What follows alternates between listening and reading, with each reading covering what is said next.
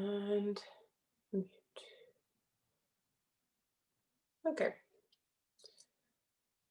So welcome to meet the goddess Kali. And you can imagine when I had people viewing my house, guys were a little bit scared because Kali has, yeah, she's a fierce goddess. There's like got headless men and things like that, but she's not a goddess to be feared because basically, I mean, the Hindu mythology, it has meaning. It's not meant to be taken literally. So when people are chopping off people's heads, they're not basically chopping off people's heads. They're almost chopping off the unconscious to be more conscious. There's so much meaning to it. If you want to go deeper into the goddess side of things, I'll screenshot you one of the books that by Sally Kempton that I was reading a couple of months ago. That is like amazing, and she goes really into great detail about more goddesses than I will do, because some of them are not the Hindu goddesses, but she really goes deeper than I can in a 40-hour course. So let's speak about Kali. Kali is the goddess of 2020, I would say, because she's the goddess of destruction, and basically the fear around this. Like, so 2020 was about destruction. Things were being broken all around us in a sense, but she's fierce. But I used to have this thing about Kali where you're like, oh my goodness, that's not very nice. I was very much about, oh, I have to be really nice to everyone, and I still will always be nice to everyone, but I was brought up around a lot of anger, so I don't have an anger, but I now have found my fierceness. You know, so I'm not an angry person, but it's more about setting boundaries or not having time for crap, you know, not pandering to rubbish, and letting go of stuff that's toxic, you know, even if it's a family member or a friend. And I think that's what 2020 was about as well. It's the destruction of things that don't work for you, and it's not about harming others, it's about supporting yourself. The fierceness that Kali has is a fierce love. She has love in her heart. If anything you do to walk away from toxicity, if you do it with love, you're not doing it out of like from the negative aspect of it. There's always a positive from it.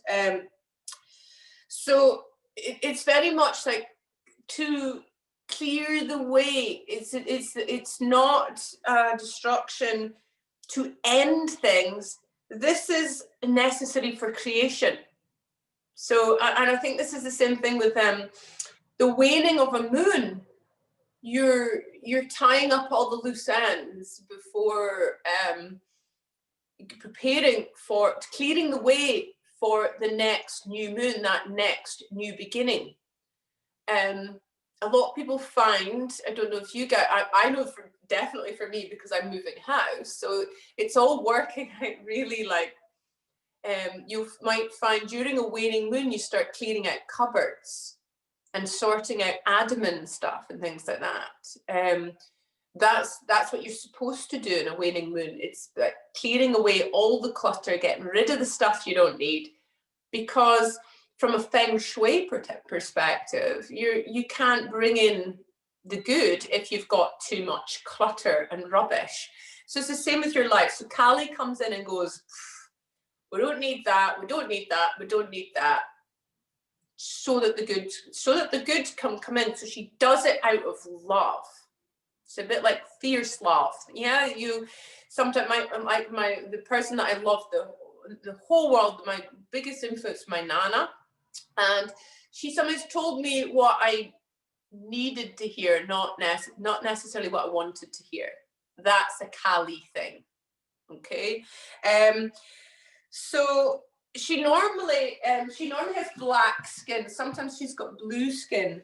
But it's to represent the cosmic womb. So she's representative of the cosmic womb. So all things come out of her cosmic womb, and all things are created within there. So Kali or Kala, Kala, it means time. So everything subject to time goes through Kali as well. So you can see that it's all quite relevant. There's still a lot of Kali energy 2021, that some people still have a lot of stuff to clear. I think because I was given it was almost the opportunity to clear some of my karmic stuff last year, that I embraced Kali, and now I feel like I respect her, and she's a huge part of my life, but I've got more. I'm working with other goddesses as well now, and some of my students have asked me, like, oh, they're thinking of you, like looking up to or revering a goddess as if it's a religion. Well, no, actually, we all have aspects of the goddess within us. So it's about awakening the Kali within. It's not about looking at Kali as an external subject. Yeah, she's a picture on my wall, but we all have Kali within us, men too, So it's about that. It's the same with you're studying astrology. The planets, it's the energy. We have the energy of Mars is about the action, you getting things done.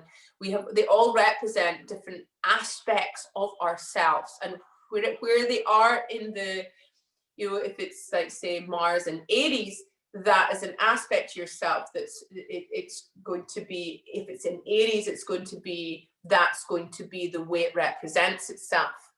So we all have, so it's the same for every moon cycle, whichever house that's in, that's an aspect internally, and the moon is an internal thing too, okay?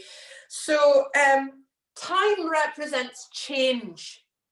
So Kali is about change. This is like social, there's still all the stuff going on for all of us. Not one of us, is not going to be affected by life right now. So Kali, like bring in your Kali, and this is about using this end phase. So the waning moon is the end phase of the moon cycle, but we're using it not as a full stop, but as a portal or a gateway to enter into that next phase. So it's cyclical. We're not going, oh, clear that, and then that's it. We're open. We're clearing things so we can open up to the next stage and the next stage. So a Kali normally appears when a demon needs slain. There's always demons need slain in Hindu mythology. And, so Durga, we're going to speak about Durga. So sometimes Durga, the goddess, and Kali are sometimes they're represented as the same one. So sometimes goddesses have different representations of themselves. It can get really complex, but I'm trying to break it down and simplify it. So basically, Durga was on this battlefield fighting the demons, and she called in Kali to help her. And Kali just came in and destroyed them all, licked up all the blood from the battlefield, and she cleared the way. Okay, so Parvati is another goddess, and Parvati kind of came from Durga's skin, and they could, to help defeat these demons. And by combining the Shakti, the energies that they had, they managed to create Kali. So Kali is like almost like combined Shakti of the goddesses. It's like women coming together to be strong, supporting each other as opposed to being against each other. So Kali gets a bad name for herself, but Kali is about holding you up, protecting, and being fierce out of love, not out of vindictiveness, as much as she looks very scary. So the mudra that you would use for Kali is called Sapana mudra, which is spelled, which is K-S-E-P-A-N-A.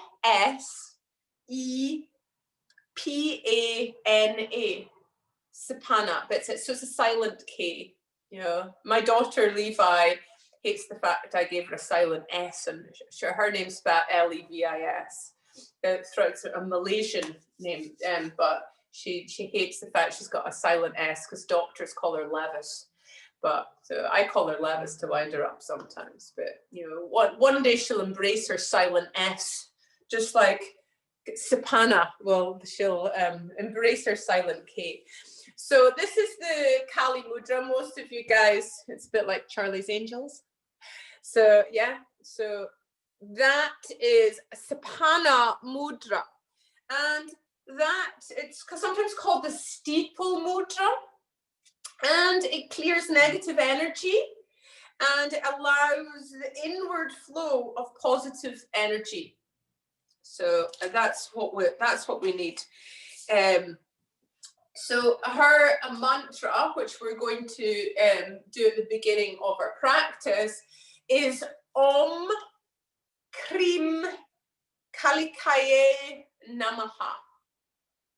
So Om Krim Kalikaye Namaha. Recently, and this is the thing, because you read so many different things from so many different sources, that you go, oh my goodness, and it's the same with when you start studying the yogic scriptures. As long as you know what feels right for you, go with that, because it's about intention. Because recently I found out that if you're over 29, which unfortunately I am, you would say swaha instead of namaha. But I would go with namaha for just now, because most of the practice we're going to do namaha. But it's just, that was just one scripture that I read, and I'm like, oh no, after all these years. And actually, you know, if the intention, the energy is right, I think that's more important than just mindlessly saying something and not knowing what it means. Okay, so Om Krim Kalikaye Namaha. That's the chanting we're going to do at the beginning of our practice. So I'll quickly speak about the waning moon, and then we're going to go into our practice, because you'll be like, oh, for goodness sake, well, we should start moving. So the waning moon, it's normally from day 21 to 29 of the moon cycle. Okay, this is when the moon starts to lose its light.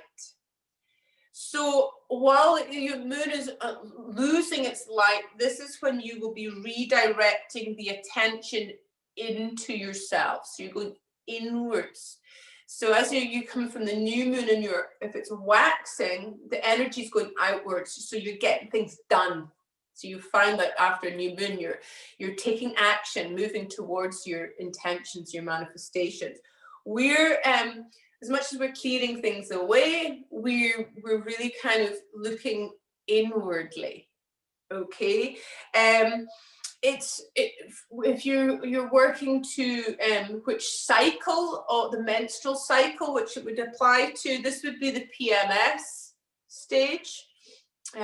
Us menopausal women, we don't have that stage anymore. I think menopausal women, we just kind of feel like that all the time.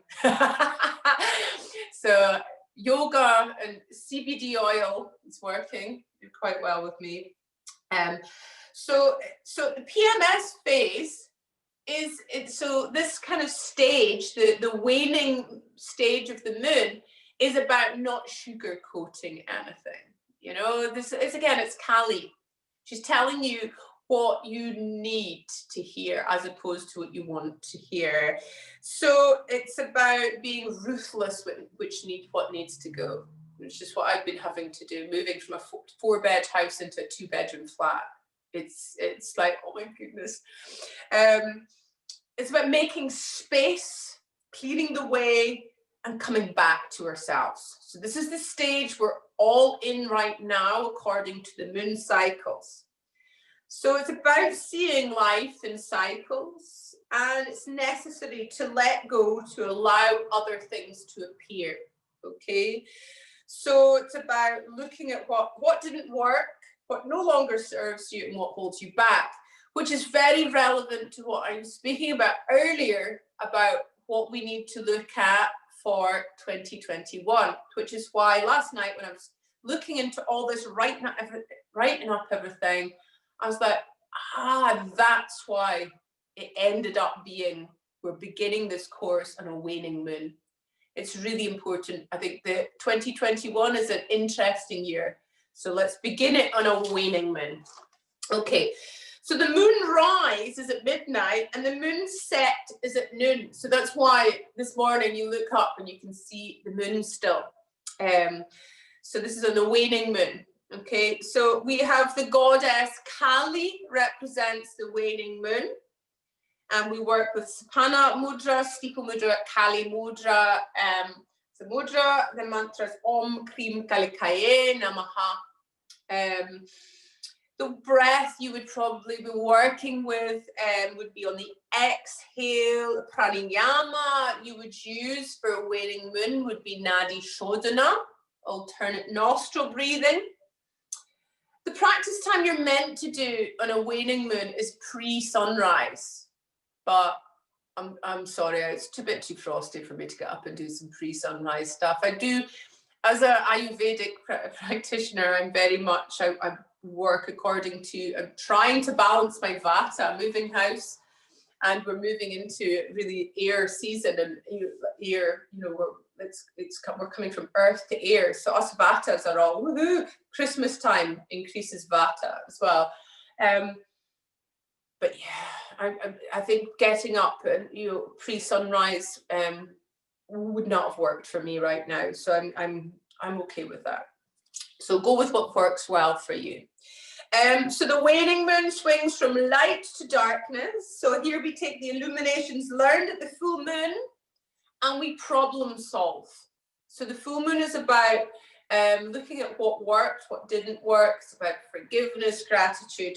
But so because the full moon is illuminated, it does allow our intuition to be a lot bigger and stronger during the full moon. So what we learned at the full moon, what are we going to do about it? So to clear the way. So it's about problem solving, clearing up our clutter.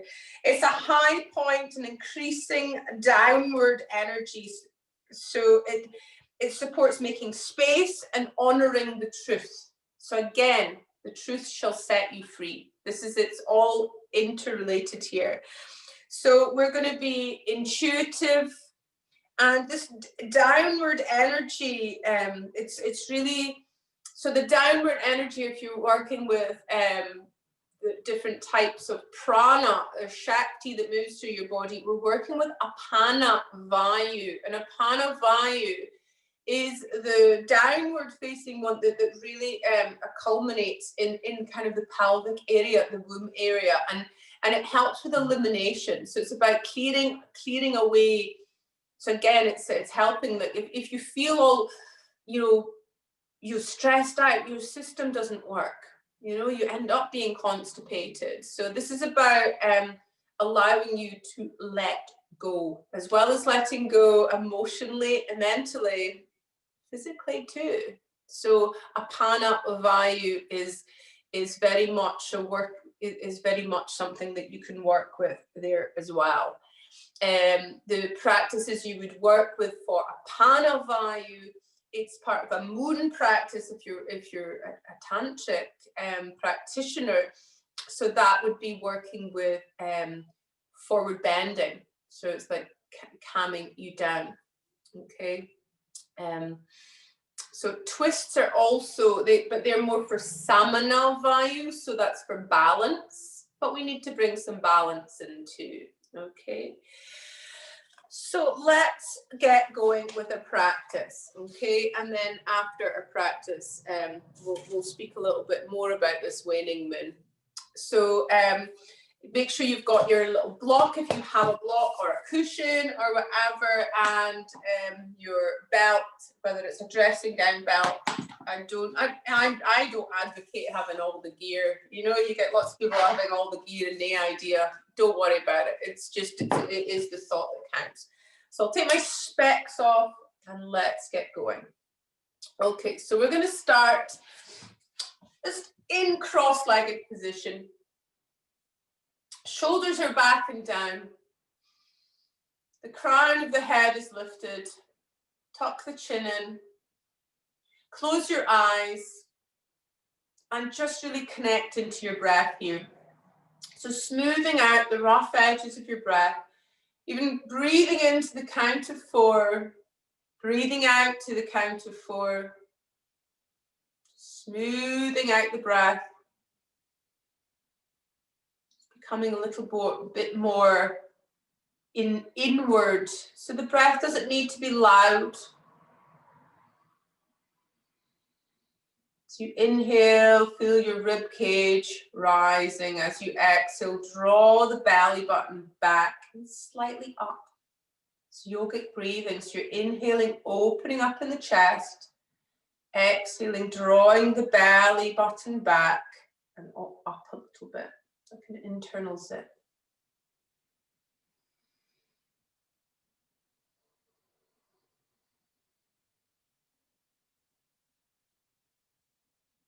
Even breathe into the count of 4 and out to the count of 4.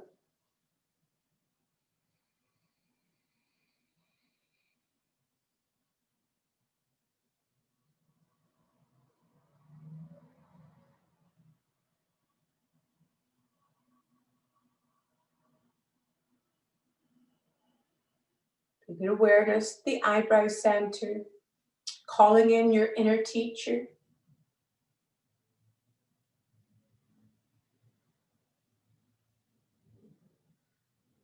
And then opening your eyes, we're just going to gently and slowly roll your heads round, big circles, just to loosen off any tension we have. Relaxing your jaw, relaxing your shoulders, around the other way.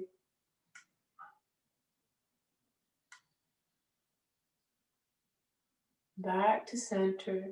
Drop your right ear down towards your right shoulder, breathing into that left side of your neck. Keep lengthening up through the spine, shoulders are down. Breathing into any tightness. Head back up to center, drop your left ear down towards your left shoulder. Breathing into that right side of your neck.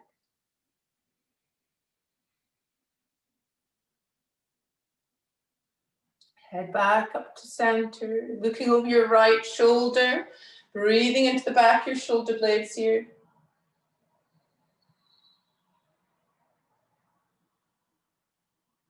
Looking over the other shoulder and again, breathing in right into the back body. Starting to build the prana.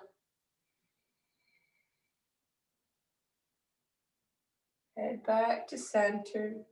And let's struggle where worries, breathe in, breathe out.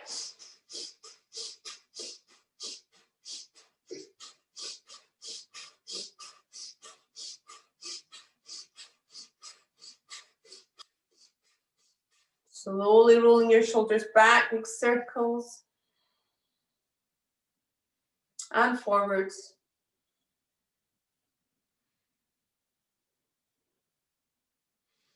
Okay, take your left hand down to your left side. Inhale, right arms up and over, looking up at the right palm that's facing down. Drawing that left shoulder away from your left ear. Gently taking that down, going the other way.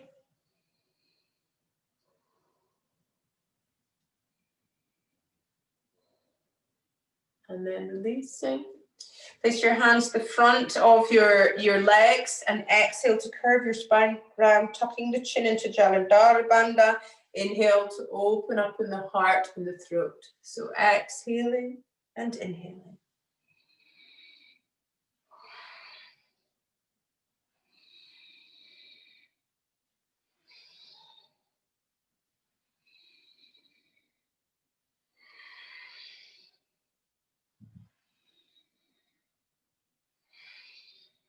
Coming back to center. Place your palms to face each other. Relax the shoulders. Inhale to the left, exhale to the right.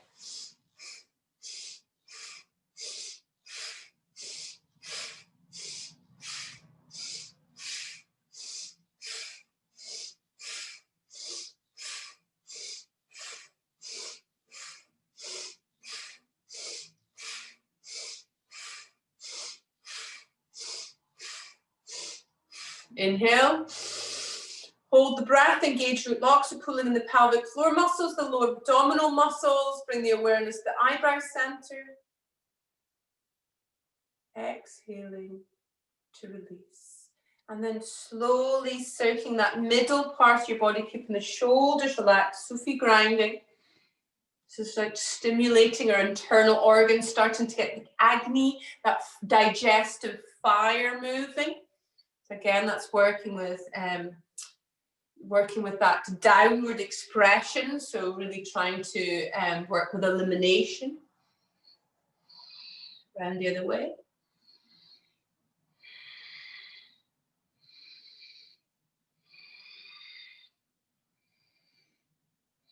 Back to center.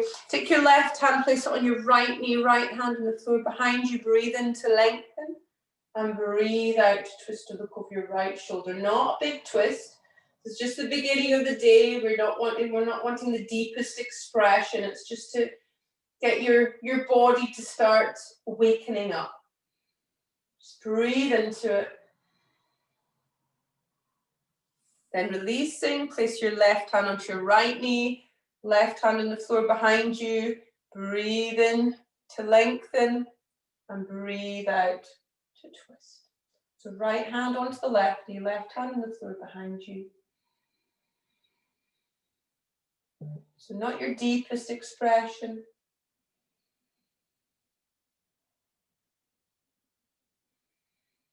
And then releasing. Okay, just allow that energy to be, just be aware of your body starting to waken up here. A little bit more lightness in your body.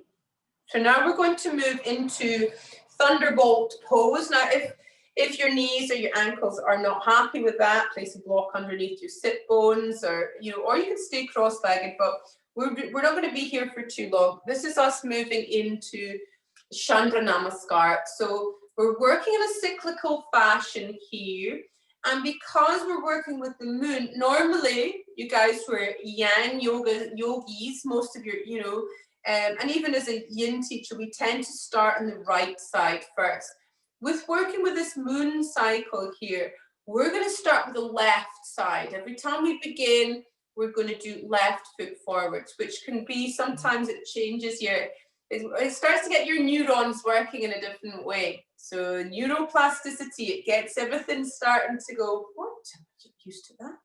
Very good for you. Okay, so get your fingers into Kali Mudra. And we're going to do a few rounds of the Kali mantra before we begin. Here we go. Om Krim Kalakaye Namaha. Om Krim Kalakaye Namaha. Om Krim Kalakaye Namaha. Om Krim Kalakaye Namaha. Om Krim Kalakaye Namaha. Om Krim Kalakaye Namaha. Inhale, take your arms up, coming up onto your knees. And we're going to begin. So you're starting off, big circles to the left here, but circles as big as how you feel is right for you. So this is the beginning of Chandra Namaskar. We're going to do each one 3 times.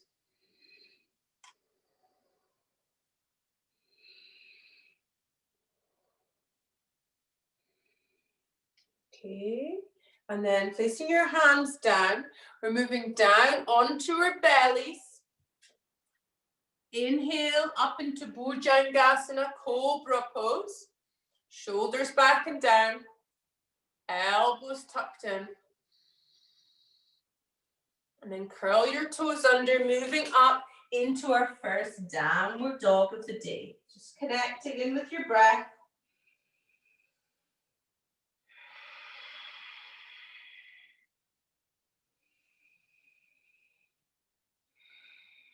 Now you're going to inhale, take your left foot forward, swivel your back foot, bend your front knee. Moving into Virabhadrasana 1, Warrior 1, so you're heel to heel, hips are square, and take your fingers into Kali Mudra. And again, circles. Everything's about the circles and the cycles.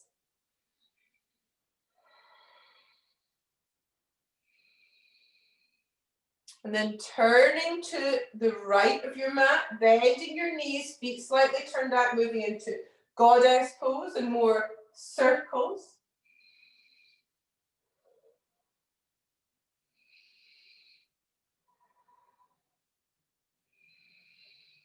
So again, turning to bending the right knee to the back of the mat, left hand on the back of the left thigh, take your right arm up and over for reverse warrior, looking up at the right hand that's facing down.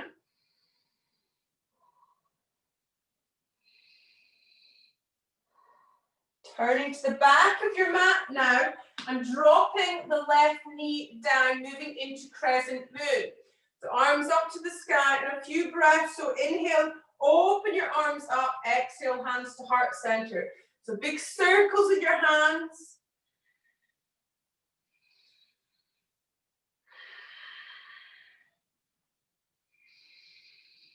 Okay, so keep turning round the mat now. So keeping that back leg on the ground. The right leg is on top of that left knee, moving into Gomukhasana legs. So you can place a block underneath that left sit bone. Okay, listen to your knees, your ankles. You're going to take the opposite arm to the right. So your left arm's on top of the right arm into Gomukhasana arms. And gentle circles, being careful, especially if you've got shoulder issues, you're going to be very careful here. You may want to just take your palms together and just stay like that. You really want to be very vigilant here if you've got shoulder injuries. So where does your body want you to take you today? Checking in with your breath. You can even engage Mula Bandha if that feels right for you. Mula Bandha, your pelvic floor muscles. And then release your arms. Stretch that right leg so the right foot is to the front of the mat. Bend that left knee. You're going to take your right hand forwards, either on top of the right shin or over the toes, and the left arm's coming up and over. So it's a nice side stretch. Breathe into it.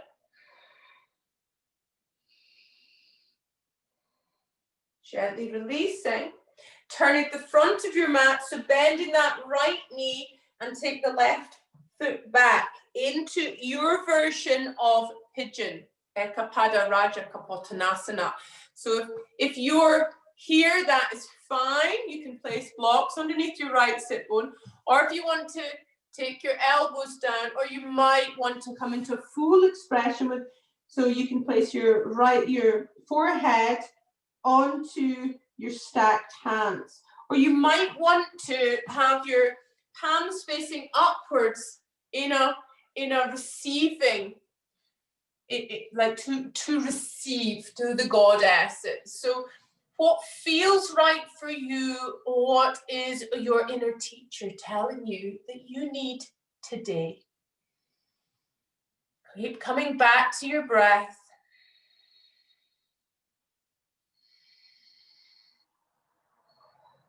Curl your back toes under, hands on the mat, and push back into downward facing dog. Listening to your body, checking in with yourself here.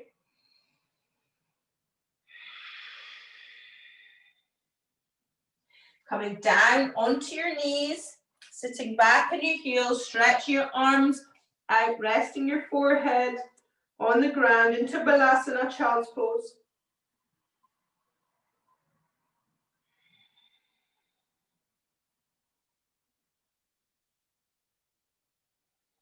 And then gently and carefully coming back up. Okay, let's do the other side.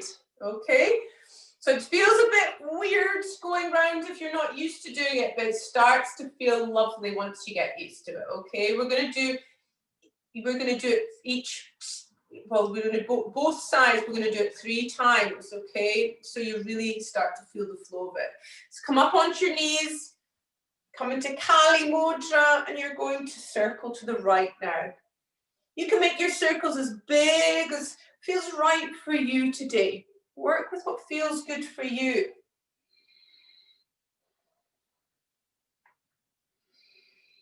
Relax your jaw. And then hands onto the mat, lower down. And then inhaling, coming up into Bhujangasana. Relax your shoulders. Curl your toes under, push up into downward facing dog. Just checking in with yourself, but not allowing your mind to wander. Inhale, take your right foot forward, swivel the back foot, bend the front knee, moving into Virabhadrasana, one on the other side, and then circles. Yeah, I didn't know what direction you're going right this time because we went left at the beginning. First one is left when we're doing these moon cycles. Turning to the left here, bending your knees, and again, big circles.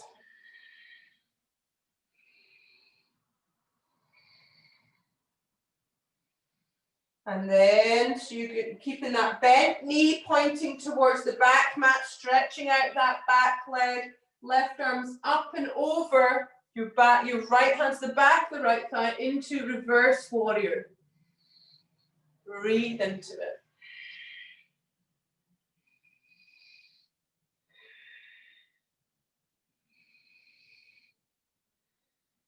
Gently releasing, dropping the back right knee, you're facing the back of your mat, arms all the way up to the sky, crescent moon, inhale to open up in the arms, exhale, hands to heart center, keep going.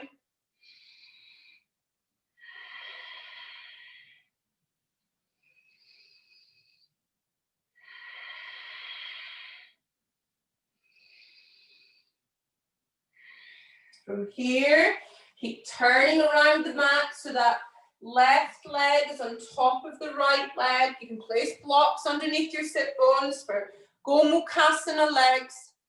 And then that right arm's on top of the left arm. And if your shoulders are stable, you can circle. Engage Mula Bandha if you want.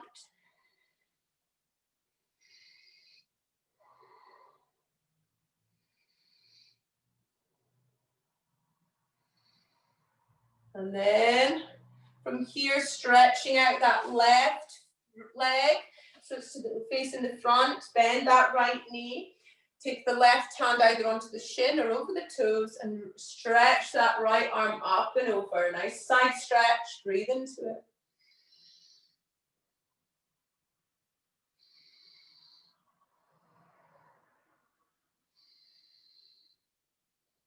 Gently releasing. Bending that left knee, turn to the front of your mat, the right leg's out behind you. Coming into your expression of Ekapada Raja Kapatanasana. And you can place your palms facing upwards or stack your hands in front of you. Rest your forehead down. Work with what works with you. If you do have your forehead down, you're stimulating your oculocardiac nerve in your eyebrow center, which is related to the vagus nerve, which is related to calming you down, and it's really good for your mental health and helping with anxiety. So any sort of pressure in between the eyebrow area is going to help stimulate the vagus nerve, which is going to lead to working with the parasympathetic system, calming you down. So curl the back toes under and push up into downward facing dog. And just enjoy the way you're feeling right now. Or if you're not enjoying it, experience it. Observe it. Be a curious observer here. Smooth out the breath. And gently coming down onto your knees, sitting back on your heels, stretching your arms out in front of you. Rest your forehead down.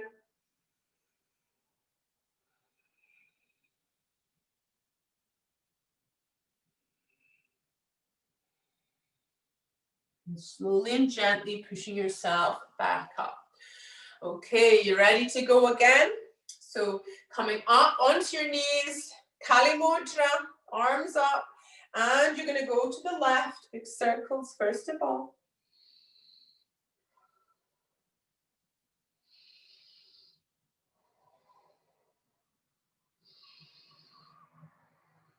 Releasing, hands on your mat, slowly coming down onto your bellies, inhaling Bhujangasana.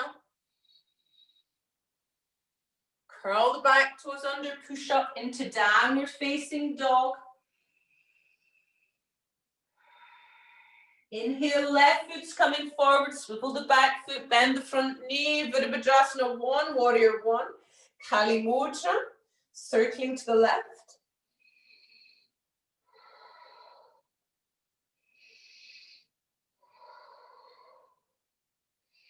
Turn to the right of your mat, feet turned out, bend in the knees into goddess pose.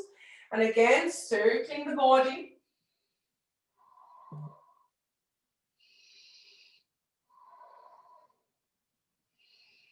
And then coming back up, bending that right knee, placing the left hand to the back of the left thigh, right arms up to the sky, reverse warrior, looking up that right palm.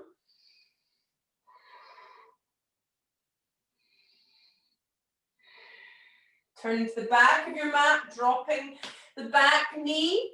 Inhale, arms all the way up to the sky, and then opening up your arms to the sky. Exhale, hands to heart center. Nice big circle with your arms, connecting to your breath.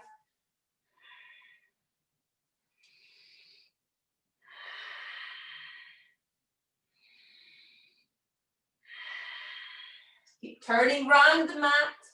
That right leg's on top of the left knee, moving into Gomukhasana. Legs, the left arm's on top of the right arm. And then if you don't have shoulder issues, circling your arms. You can engage Mula Bandha.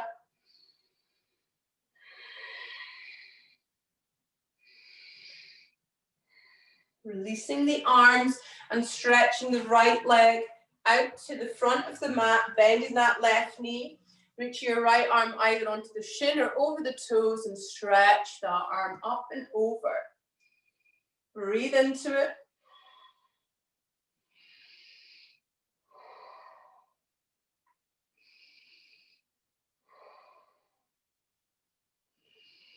Gently releasing, bending that right knee, moving to the front of your mat, the left leg's out behind you.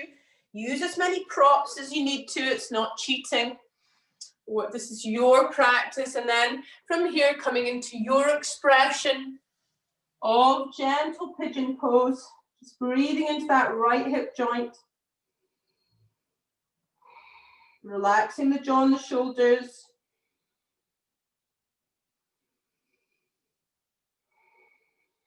Curling the back toes under, hands at the front of the mat, and push up into downward facing dog.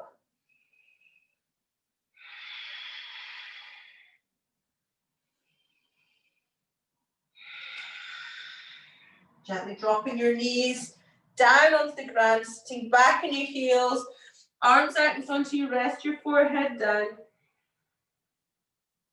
Connecting with your breath, be aware of your eyebrow center. Ajna chakra, this is your wisdom, your intuition. Is the color violet or purple? It's also related to Vijnanamaya Kosha, your inner teacher. Inhaling to slowly come back up. Okay, ready to go again, guys. Inhale, arms up, Kali Mudra, and we're going to the right now.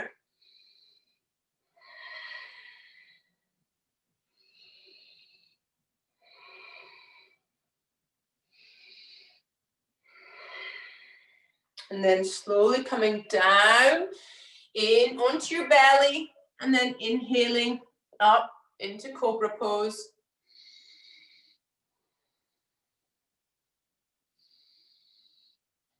Curl the back toes under, push up into downward facing dog.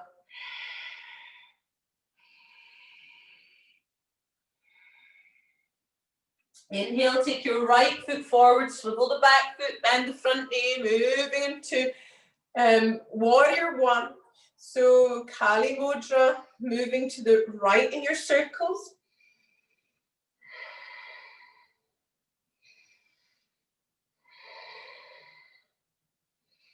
And then turn to the left of your mat, bend your knees, feet turned out slightly, engage Mula Bandha. And big circles again with your body.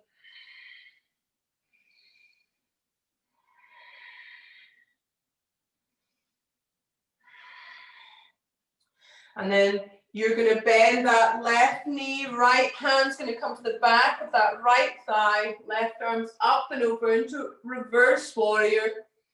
Find your breath.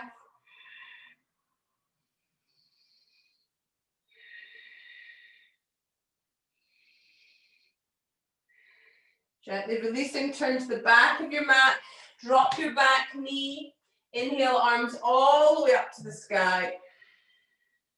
And then inhale, open up in your arms, exhale, hands to heart center, keep going.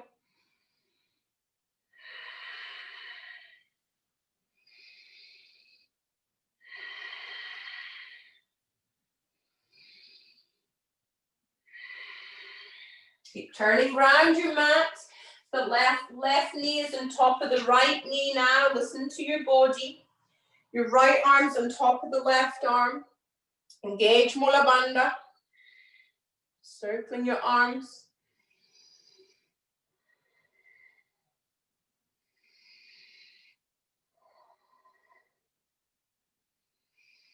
And then releasing the arms, stretching that left leg to the front of the mat. The right knee is bent. Reaching the left arm out to either to the shins or to the toes and stretch the right arm up to the sky for a nice side stretch.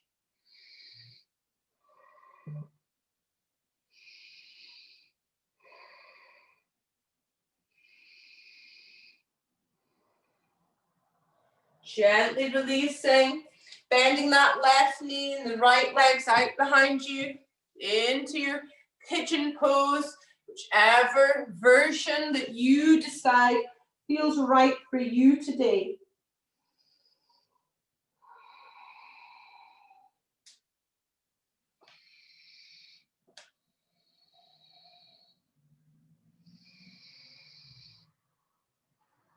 And then curl the back toes under, pushing up into downward facing dog again. Your body will be feeling nice, a lot more warmer and brighter and lighter now, hopefully. Gently dropping your knees down to the ground, sitting back in your heels. Stretch your arms out in front of you, rest your forehead down, breathing into Ajna chakra, your sixth chakra. Almost find that pulse between the midbrain and the eyebrow center with your breath. An effortless pulse. This is you connecting into your subconscious.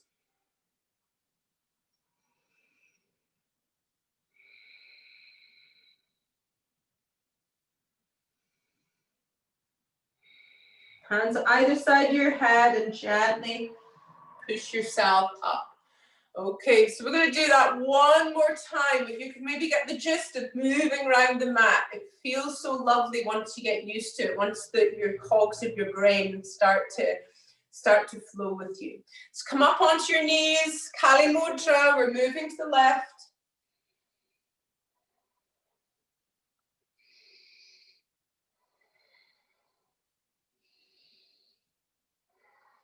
And then slowly coming down onto your bellies. Inhale, Bhujangasana. Breathing into your heart.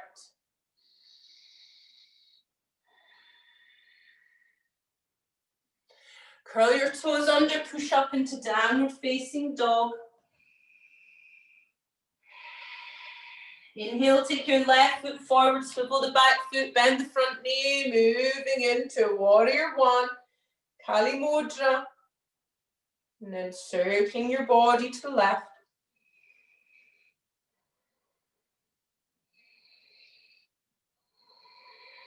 Turning to the right of your mat, bending your knees, feet slightly turned out, and again, circling your body.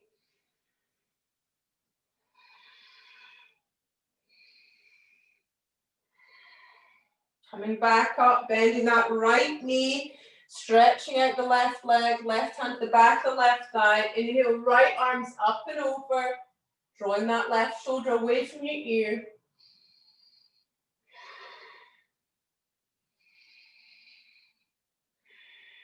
Gently releasing, turn to the back of your mat, dropping your left knee, arms all the way up to the sky. Inhale, open up, exhale, hands to heart center. Keep going.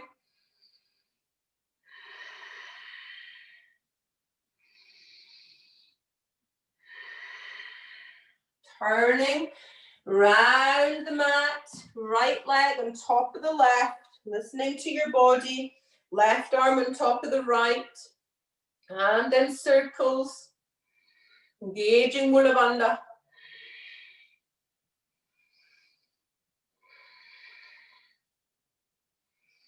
Gently releasing, taking that right leg out, bending the left knee, reaching for your toes or your shins, and taking the left arm up. Breathe into that lovely stretch.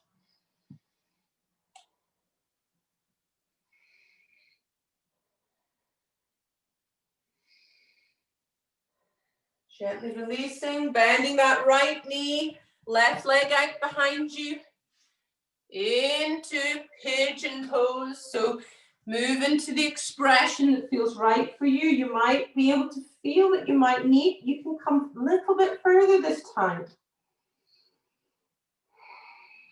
But know that where you're at is where you're supposed to be. And just breathe acceptance into where you are in your body and in your life.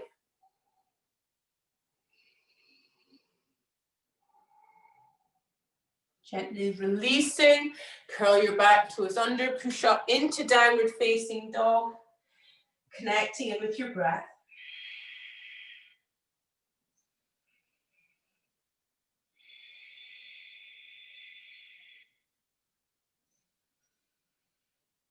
Dropping your knees down, sitting back on your heels and stretching your arms out.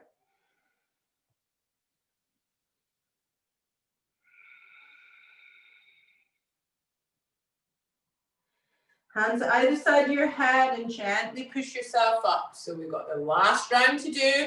Come up onto your knees, stretching up into Kali Mudra, and you're moving to the right now, big circles.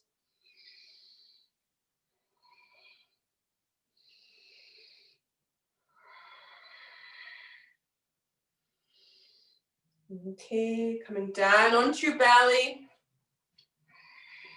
Inhaling into Bhujangasana.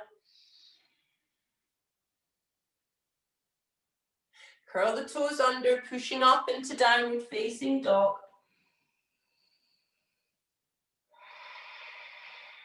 Inhale, take your right foot forward, swivel the back foot, bend the knee, coming into Kali Mudra and moving. Nice cyclical fashion here. Your body will be feeling nice and warm and cozy, hopefully.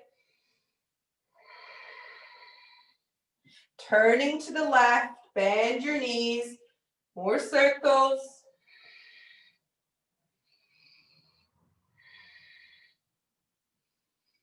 Coming back up, bend that left knee, right hand in the back of the right thigh, moving into reverse warrior.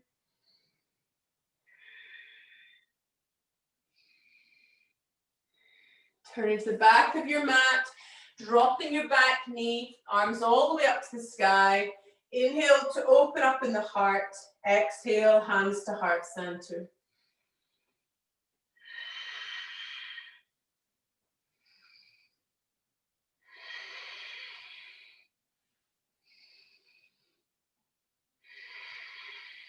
Moving round your mat, that left knee on top of the right. And then your right arm on top of the left arm. Engaging Mula Bandha. Circles.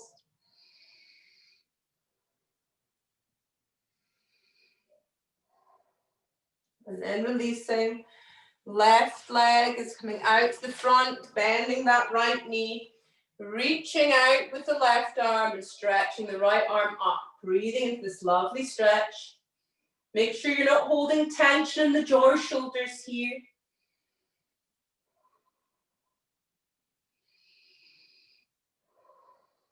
Releasing. Bend that left knee, right leg's out behind you. Coming into your expression of Ekapada Raja Kapotanasana.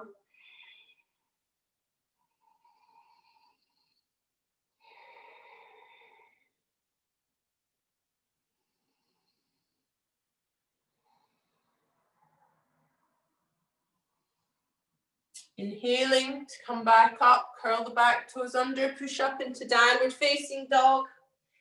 Breathing into it.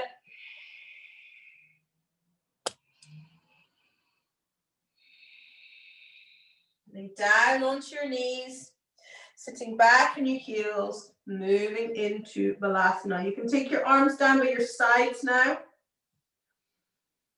Just connecting to your breath. The aware of the prana, the Shakti moving through your body.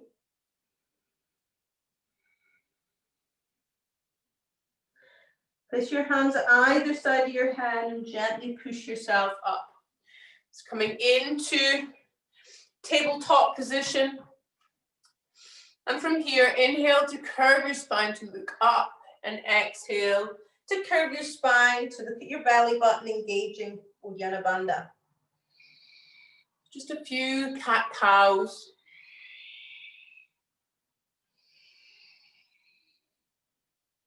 And then you're going to wag your bushy tail. So you're going to look at each side as if you're showing off your bushy tail. So you're just moving in a way that feels right for you. And then from here, you're going to lift up your right leg and reach out with your left arm.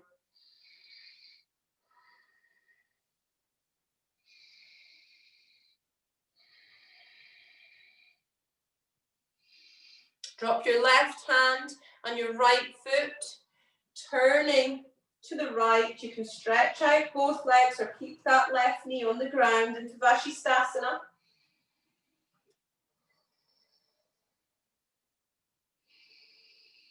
And coming back down onto your hands and knees, checking in with yourself, see where you're at now.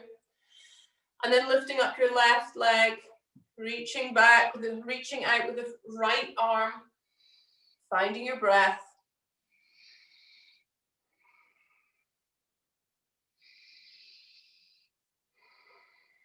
Dropping your right hand and your left foot, turn to the left, either staying there or straightening both legs, stacking one on top of the other.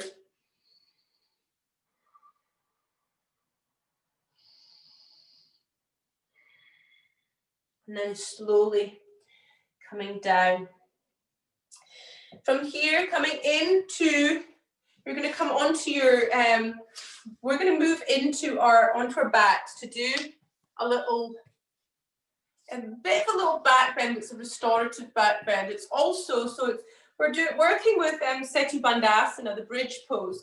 But as well as being a nice bit of a back bend, it's also stimulates the thyroid system, and it also calms you down. It also is a good hormone balancer. Now, if we're at that PMS stage of the cycle, we want to be able to calm down the chemicals in our body. So with this block, you can either do it at each edge. If you don't have a block, that's okay using cushions. You know, it's just about raising yourself up. So you can. So I would say even if you can do the larger expression, I would say you don't want to go into a huge back bend here. So you can do it. I would normally just do it when it's at the side of it here. So whatever feels right for you, coming into your version, so you feel like that the lower part of your back is actually being supported. There should be no pain. And then I like to take my arms over my head here. Make sure the cervical spine, the back of your neck, is not on the ground. So there should be a bit of a space you could put your hand underneath. You want to have that little bit of space, protect your neck. Make sure you're not holding tension in your bottom here. And now you're really going to connect into your breath. Close your eyes. Really come into your breath. So yogic breathing in to open up in the chest. And breathing out, drawing the navel back and up.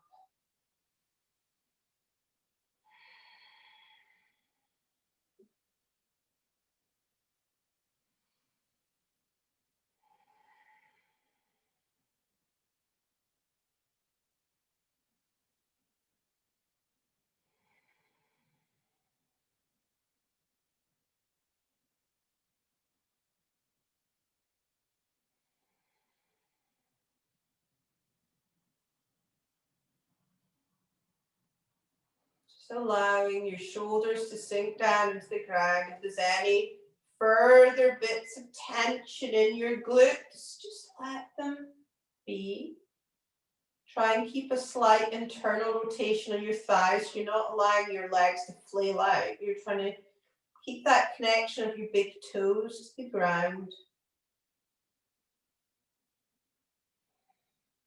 Keep coming back to your breath. If you need to adjust, feeling uncomfortable, adjust if you need to. It's not cheating.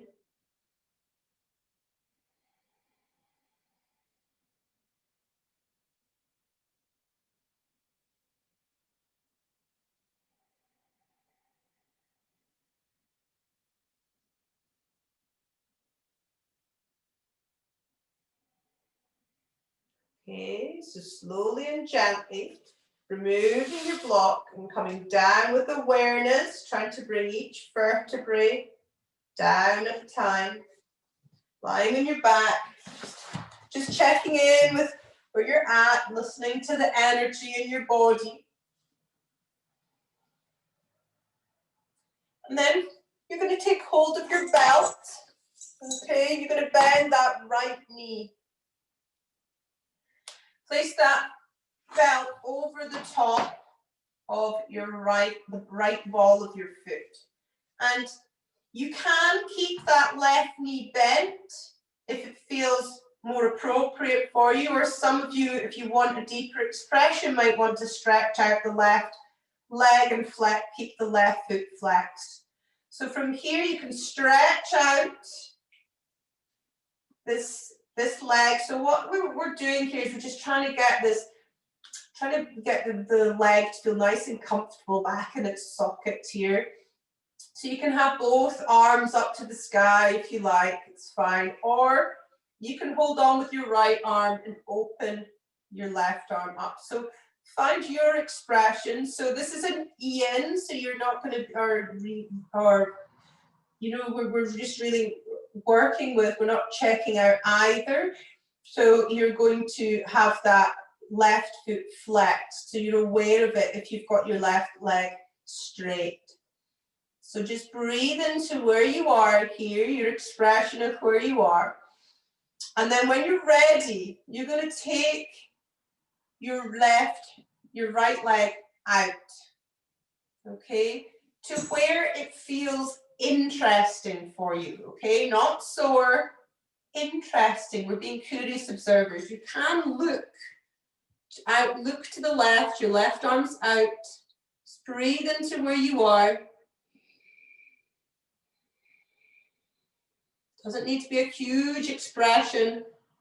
We're just seeing where our bodies are at today.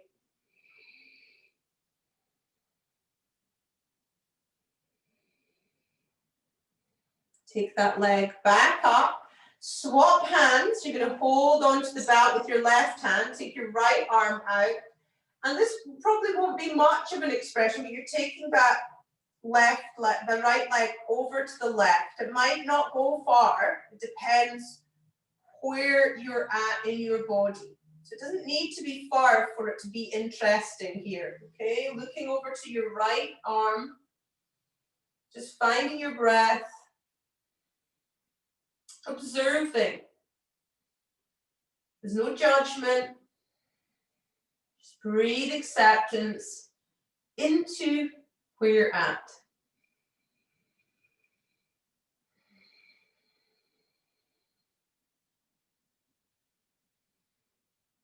Gently taking that leg back up and then bending both knees, bring them in to hug you. Placing that right foot down, or you can stretch out. And then from here, you're taking the belt round the left ball of the foot here. And you can either open up that right arm and just hold on with the left arm. Make sure your shoulders are relaxed, or use both arms. Make sure that if your right leg is straight, make sure it's flexed. Again, breathe into where you're at. Be aware of the bones settling, your left leg bone settling into the hip socket.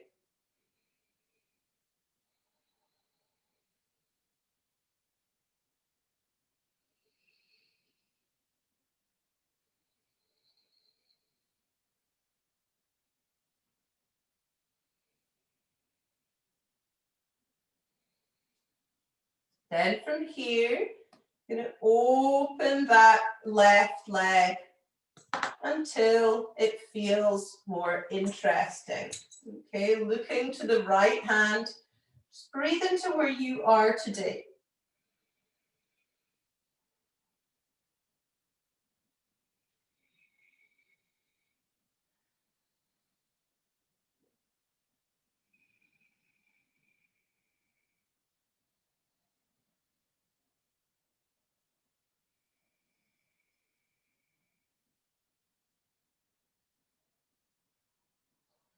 Taking the leg back up to center, swapping hands. And then taking the left arm out, looking to the left and taking the left leg to the right. It doesn't need to go far to make it interesting, remember.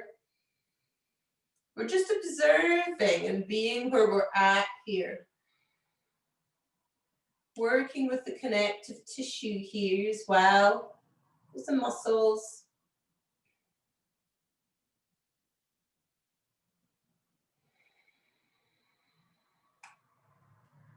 Finding some comfort in your discomfort. We can take that from our mats into our lives. We need a little bit of that right now.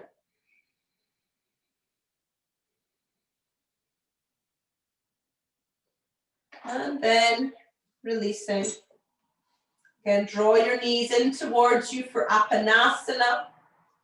And then where does your intuition want you to go? Do you want to hold on to the outside of your feet or the inside of your feet for happy baby? So listen to what your body is telling you that you need right now in this moment.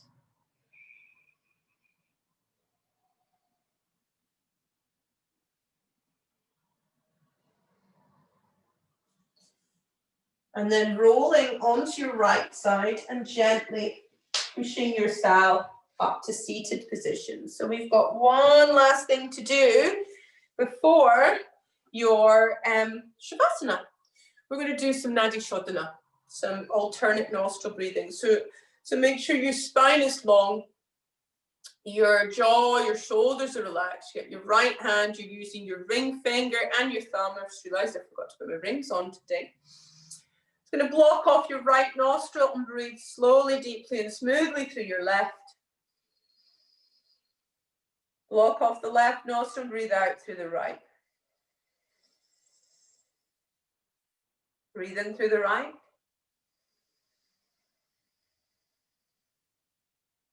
Block it off and breathe out through the left.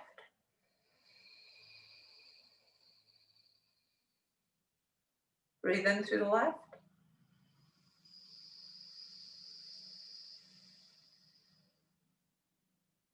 Block it off and breathe out through the right. Keep going.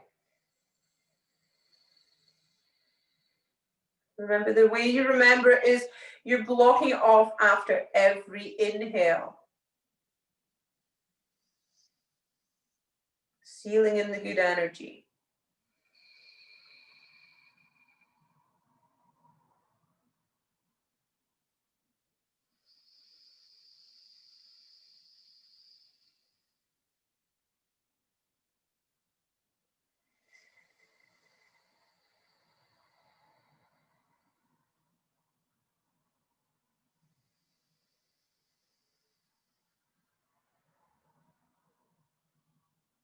Next time you breathe out through the left nostril.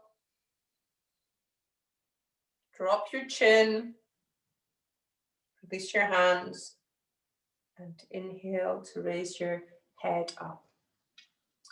And you're going to prepare yourselves for Shavasana. So get yourself nice and comfortable. Just find that you make sure you're going to be nice and cozy as well.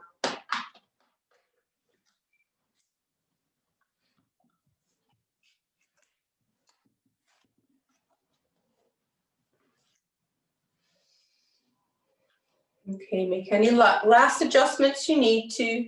So lying down on your backs, your palms facing upwards, your feet slightly turned out.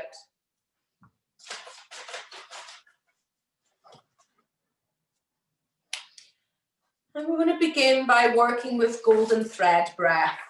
So you're breathing in through your nose and out through your mouth, as if you're blowing out a golden thread. So gently in through your nose and out through your mouth, as if you're blowing out a golden thread.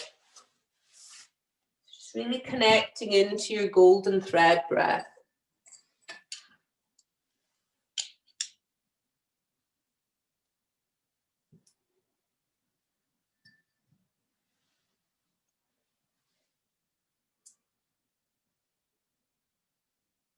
And then letting go of the breath, just allowing yourself to let go. So look into the space now in front of the closed eyes. Looking into that space as if you were looking down from above. See yourself lying here now in Shavasana. As you look down at yourself resting, observe with kindness the woman you are now. See everything about you, how tired you are, how you feel, what you are wearing and how you are lying. Shine upon yourself the full light of the attentive observation of the mind's eye. And as you observe, let there be compassion in the mind's eye to acknowledge who you are right now. See yourself now as if watching a film playing backwards, making your way back through the hours that have preceded this moment. And as you recollect the activities of the previous hours, watch yourself moving backwards further into your past. See the woman you were yesterday. See the woman you were last year. Then see with clarity the woman you were the year before that. Observe with kindness the woman you were then. Observe the woman you were before everything in your life changed. Carry your awareness back as far as you choose, pausing at each point in your life to acknowledge with kindness the woman you were at that time. Welcome her and greet her from the warmth of your heart. Let your mind's eye carry kindness to her. And then, when you've carried your awareness back as far as you want to, pause. Observe that woman you were then. Notice everything about her, what she wears, how she stands, what she does for fun. And know that woman is in the past. With warmth and compassion, turn to face her. As you prepare to say goodbye to her, she smiles and holds out to you a gift, saying, "Carry this with you. It is precious." You receive the gift, and as you walk away, you hold it close to your heart. See yourself walking into the future that is the present moment. As you watch yourself walking towards the woman you are now, pause as often as you need, greet the changes that have come to you, and meet all the women you have been. Honor each one with the kindness of observation and understanding. Close your heart through this journey, close to your heart through this journey. Carry with you the precious gift you were given by the woman you once were. Finally, you will arrive at the present moment and once again see yourself lying here in Shavasana. Gently approach yourself and place the gift from the past on your heart. It is a magical gift. The moment it arrives in the here and now, in the present moment, the outer package disappears. What remains is a powerful feeling in your heart, a sensation of warmth and tenderness, as your whole being is suffused with the potent essence of all that you loved most about who you once were. You feel spacious and free. Everything that truly matters about the essence of your true nature is here now. The gift from the woman that you once were is the gift of freedom to be who you are now. You inhabit the present moment completely and give thanks for it with a consciousness of who you are able to be at this point in your life.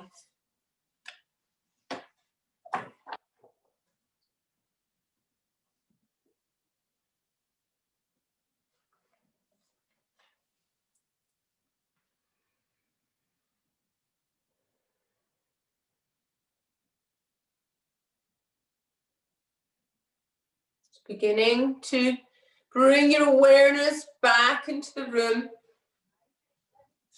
You can begin to wiggle your fingers and your toes, stretching your arms over your head, away from your body. Stretch your feet away from your body. Pulling your knees in, give yourselves a hug. Rolling from side to side. And then rolling onto your right side into recovery position and just staying there.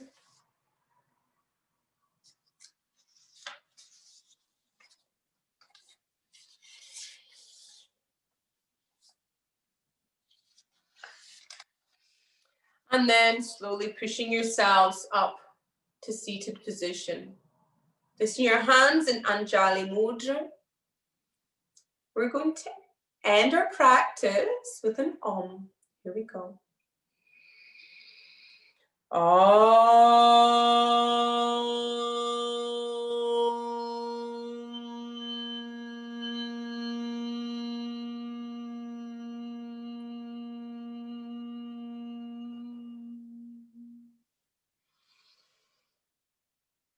Namaste. Thank you for practicing the yoga with me this morning. I'm going to just go over a few little things about the waning moon, and then I'll let you go for your lunch break. In your lunch break, I really like you to go onto either astro.com, I think it is, or Cafe Astrology is probably easier, and look up your natal chart so we can discuss our rising signs. But for now, let's look at the themes of if you're going to be practicing yoga on the waning moon. So the themes could be light and dark, balance, tension, completing creative projects, decisive action, transition, transformation and evolution, focusing inward, and mystery of the shadow or the darkness. So the third quarter moon rises just after midnight, and it's high overhead at dawn, and it sets around noon, so it should be setting quite soon. The third quarter moon is also called the last quarter moon, and the third quarter moon occurs about a week after the full moon. That's where we're at right now. So the moon phases are the new moon, the waxing crescent, the first quarter, the waxing gibbous, the full moon, the waning gibbous, and the third quarter and the waning crescent. Gibbous means larger than half. Okay, if you hear anyone speaking about a gibbous moon, spelled Gibbous, it means it's larger than a crescent moon, larger than a half moon. It's not as big as the full moon, so it's a gibbous moon. So when seen from above, the first and the third quarter moons occur when the moon is at a 90-degree angle to a line between the earth and the sun. So the official astronomy term is the third quarter, as opposed to half, because a lot of people would look up and go, that's a half moon. But it's a third quarter because the moon is 3/4 of the way through its cycle of orbiting the earth, as measured from one new moon to the next. So the first and third quarter moons are also called half moons because we see exactly half of the moon illuminated. So one half of the moon appears illuminated anyway. So tension and transition are common themes, and light and dark are in balance, with darkness increasing. Okay, so whatever occurs at the quarter moons, we're invited to see it as two forces in conflict. Something wants to move, something else resists. This tension seeks its release and change, involving struggle or assertive and decisive action. Forces in square don't work together easily, so one blocks or thwarts the other, and the other must reorient its direction to get what it wants. So squares bring stress, but it also brings a potent thrust of energy that makes necessary changes possible. So it's a time of transition, transformation, evolution.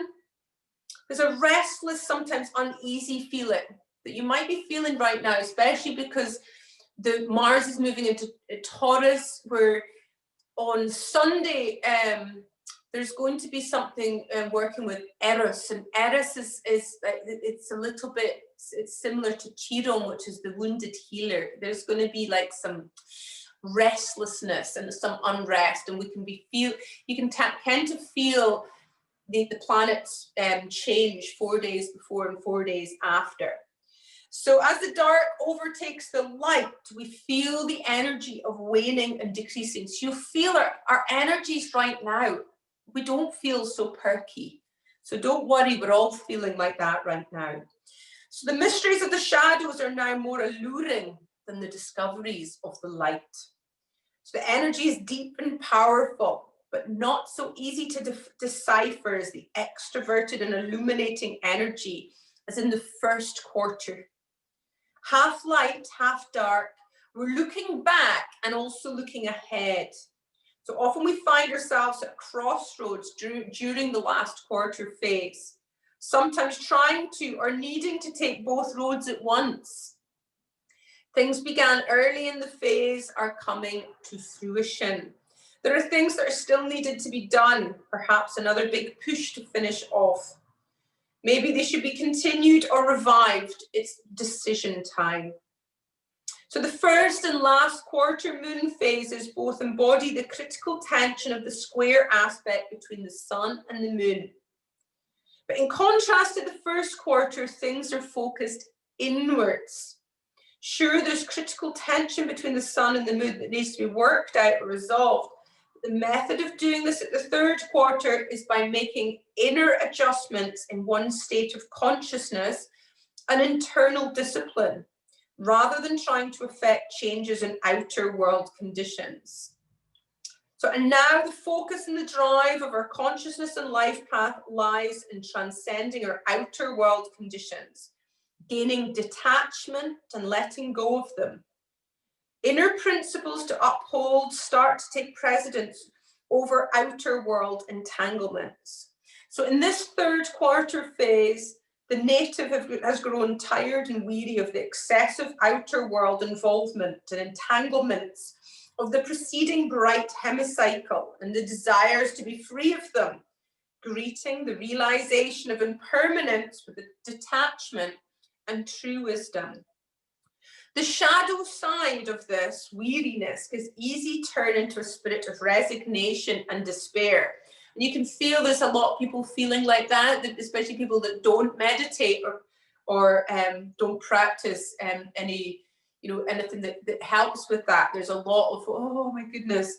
But it's necessary to master this phase, and look at it as graceful endings. As I said earlier, the Kali energy, it's not about being destructive to get to the end of a story or full stop. This is about creating a portal. It's about a gateway. Okay, so don't look at it as a full stop. It's creating, moving things out of the way, clearing things so that we can open the next step. So the asanas you would want to use, as I said, we'll be working with Apanavayu, which is the grounding stuff, so some forward bending stuff. We didn't work so much with forward bending today. It's the beginning of a training. We're in a waning moon where we're feeling already energy is low. If we did a lot of forward bending today, you would be feeling so connected to the earth and so that you'd be like, oh my God, how am I going to keep awake for the rest of this training? So hence the reason I moved in a cyclical way, and we did some lateral stretching. We did a lot of laterals. Laterals are give you more enthusiasm and you see life from a different perspective. It encourages growth. So another thing that you can work with asana wise is balancing. We didn't do too much balancing today either, because I'm aware that in the first day of a training, everyone's head's all over the place, and they're like, there's all this like, oh, am I good enough, and all that sort of stuff that goes through your head. So everyone's head's all over the place, and then they judge themselves if they're all over the place and they're balanced. So I don't want that. So I didn't pop that in intentionally. So if you are working with the waning moon, so you can bring in balance, because you can focus on balancing the light and the dark and focusing inward.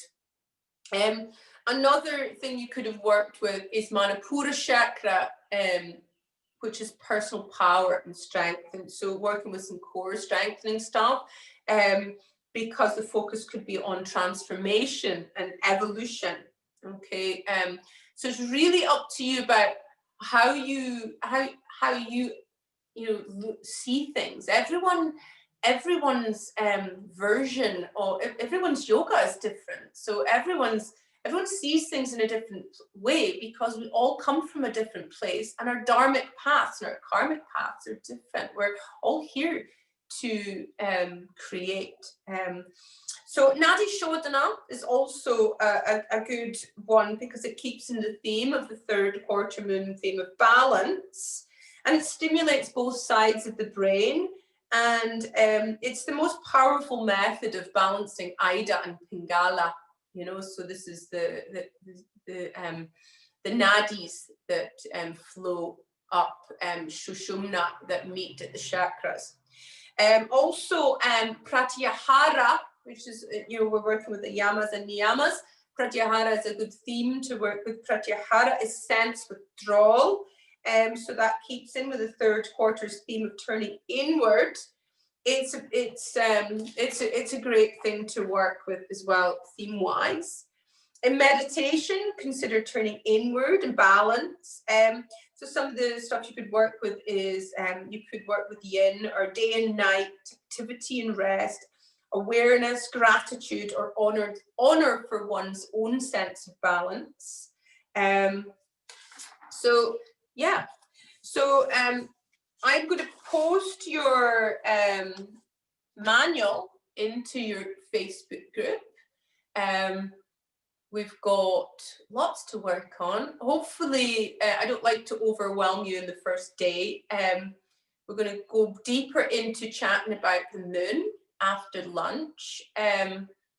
But yeah, we've worked with Kali, and I've got some more stuff to share with you on your Facebook group on Kali. Kali's one of my favorite goddesses. Instead of me reading out the PDF, I think it's best that I give it to you, and you can read it when you're ready to absorb it, and you can go back to it whenever you want. I think that's more beneficial. The way I do trainings is I'll speak to you. We'll do experiential things too, but I also give you things to read and do. So everyone has different ways of learning, so I give you all that different methods, so you can kind of try and bring it all together and do with it what you want. And it's up to you what you do with it. And everyone will find different aspects of things interesting or not so interesting. But remember, I'm always here to answer any questions. If there's something that if you want to ask a question, you think it might be pretty relevant for the rest of the group, obviously you can ask in when we're doing this. But if it's something that you think about, instead of just sending it just to me, ask in the Facebook group, because then you all share together and everyone can learn from, because I can answer it and everyone else can see the answers. But everyone can, or if there's something that you find really interesting in the moon, share with each other as well. And it's a really great way of learning too, and connecting, because this whole thing of that there's a lot of people that are anti-online yoga. Well, this is about, that's one of the kleshas, aversion. We don't want to be too attached to real life yoga. I mean, I love real life yoga too, but we don't want to be too averse to things. So attachment is another klesha too. So it's just about doing things differently. We need to communicate differently, and we can still have some sort of connection. Okay, so yeah, I'm gonna switch off the recording and then see if anyone has any questions.